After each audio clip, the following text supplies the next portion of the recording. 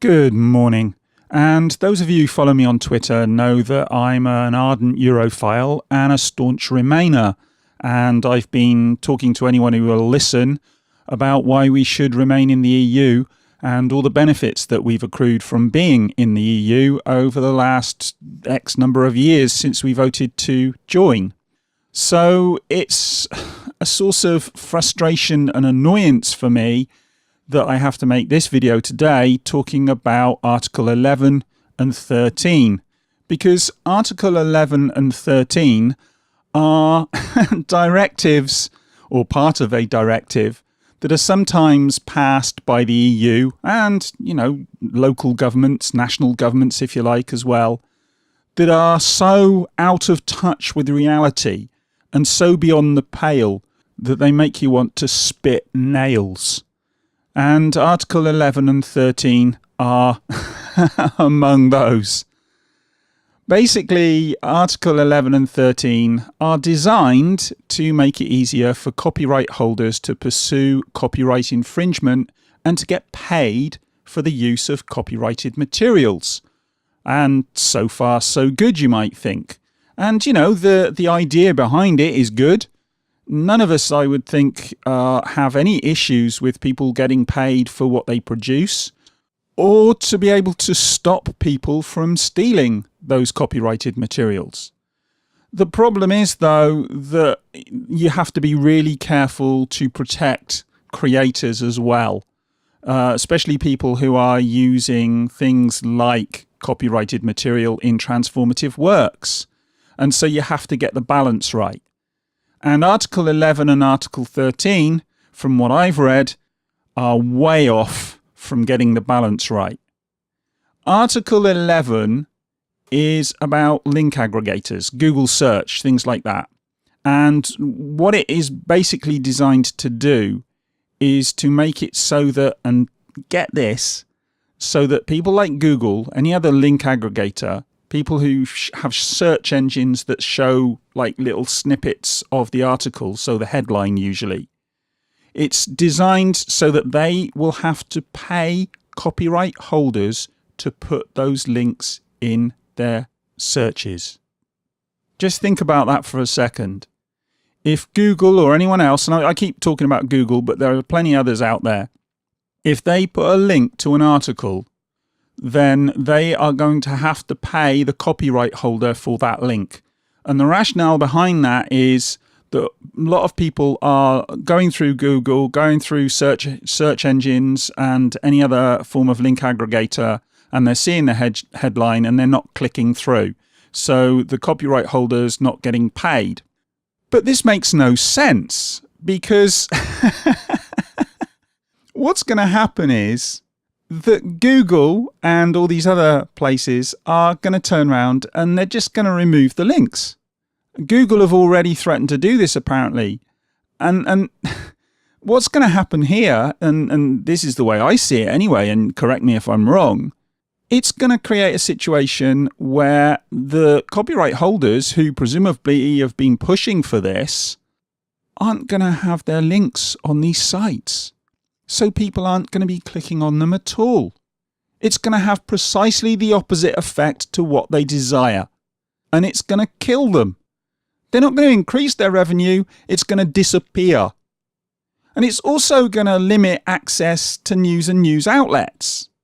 If from the point of view of somebody like me who wants to look for various different news articles and get different perspectives on things, if these things aren't showing up, then you're not going to be able to click through and read them at all. So it's going to limit how much these people get paid, quite the opposite of what they're intending. And it's also going to create a situation where you're not, as a viewer, as a customer, if you like, you're not going to be able to find various different news articles. It's going to restrict what you can have access to, which in the long run will actually give more power to the likes of Google and these other news aggregators. And as an aside to this, it could also, and this is, I've not seen anyone else talking about this, but from my point of view, if you look at the way people use news and the way people report on news, if you're in a situation where you're going to be charged for showing these links, what you're going to do is you're just going to lift the stories and create your own story and give no citation. So this could also increase plagiarism. It basically closes down the free internet in one fell swoop and increases the tendency for people to be dishonest. That's the way I see it anyway. And you know, correct me if I'm wrong. There's plenty of you out there who probably know an awful lot more about this than I do. But that's the way I read Article 11. Article 13, which is the upload filter, and it's also been referred to as the meme killer, is designed to also make it easier for copyright holders to prevent copyright infringement. So again, platforms like Google, YouTube, and so on and so forth. I know YouTube's owned by Google, but you know what I mean. They are going to be responsible for copyright infringement. So if I upload a video and that video steals some content from a news outlet or from another YouTuber, for instance, then obviously I will be liable for that, as it should be, but so will YouTube. So every single YouTuber out there who uploads any video, if there's any hint of copyright infringement, YouTube are going to be liable for it.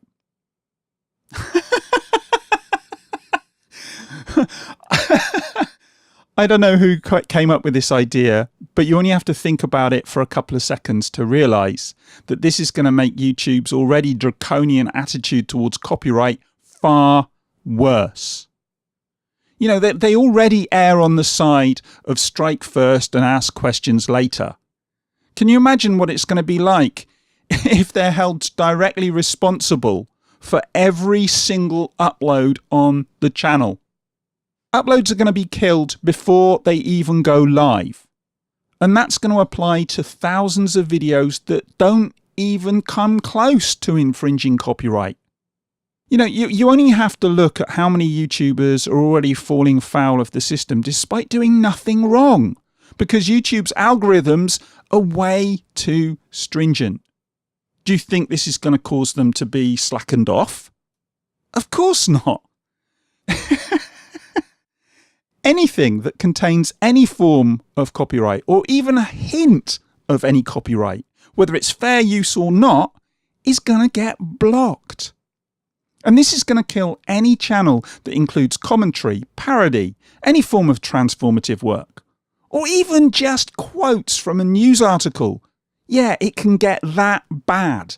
If you start using quotes from a news article, then that copyright holder could, in theory, and I have to put this in some sort of context because this is a directive from the EU.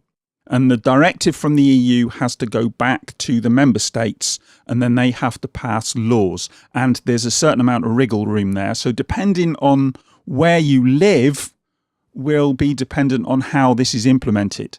You know, it could be more or less draconian depending on how it's interpreted within your region within the EU. But nevertheless, if you use quotes or a clip or anything like that, the copyright holder can come in and claim your video or even bring your video down. Or worse, as I say, with the way YouTube implements its algorithms, there's a very good chance the video will never go live in the first place. And anyone who's a YouTuber knows already what it's like when you put up a video and you get strikes and then you have to go back and you have to re-edit it and re-upload it and then re-edit it and re-upload it. Go and watch Angry Joe. Some of his videos, the number of times he's had to re-edit and re-upload just to be able to go live and get paid, it's utterly ridiculous. And that's as it is now. Imagine what this is going to be like in the future. Because as I say, YouTube aren't going to take the risk. They're going to err on the side of caution. And the people who are going to suffer, as is always the case, is the small guy. Because these rules are set out to defend and protect the big corporate bodies that were pushing for these rules to be implemented. And that's just the way of it. More and more of us are going to get squeezed even harder. And for those guys out there who make their living from their small YouTube channels, well, I don't know what they're going to do. I honestly don't. This could be a complete and utter disaster for small and medium-sized YouTubers. Because the big guys, the big news outlets, BBC, Jimmy Kimmel, ABC, all these different outlets, these big guys, they're not going to have to worry about this shit. They're not going to get copyright claimed, and if they do, their teams of lawyers are going to deal with it.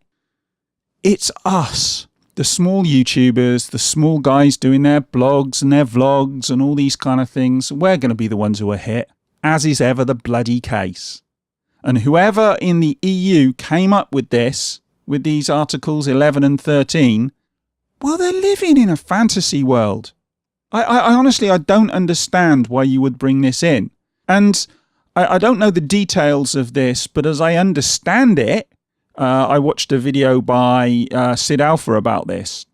And as I understand it, listening to his video and then looking at a couple of news articles subsequently, the running order of the way these were implemented was altered. So when it came to the vote on Article 11 and 13, some of the amendments that were put forward to these articles were, well, their running order was changed. So then some of the people who were voting, and some of these amendments were going to make these articles less draconian, but the people voting on them ended up voting the wrong way because they changed the running order. So they didn't realise that they were voting on one and not the other. So we've ended up with this going through in part because of a change in running order, and it's not going to go back. It's not going to be voted on again, despite the fact that this is known and this was heavily reported. So in effect, this unbelievable tightening up of the rules on copyright, which are incredibly draconian and hurtful only to small creators, in part came about because of a mistake by a series of MEPs. I mean, come on!